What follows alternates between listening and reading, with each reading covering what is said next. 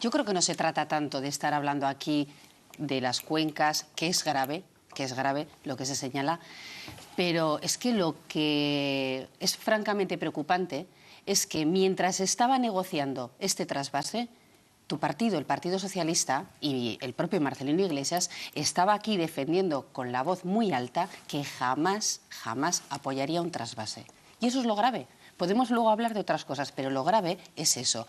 Porque si efectivamente eso que se estaba negociando ya estaba en la cabeza del Partido Socialista, evidentemente lo estaba en pleno periodo electoral, lo que se tenía que haber explicado a la ciudadanía es que a lo mejor en el momento en que Rodríguez Zapatero se hiciera cargo del nuevo gobierno, una de las primeras medidas que iba a adoptar es esta. Pero eso no se dijo, eso se ha callado. Y eso es lo que mi grupo Chunta Aragonesista denomina traición. Traición, evidentemente, a esos votantes que se ha captado con un discurso que muchas veces se va en contra del no al trasvase. Nosotros no, Partido Socialista, frente a otros partidos que podían apoyar el trasvase. Temporal, dices, yo aquí opino lo mismo. 180 millones de euros para una medida temporal.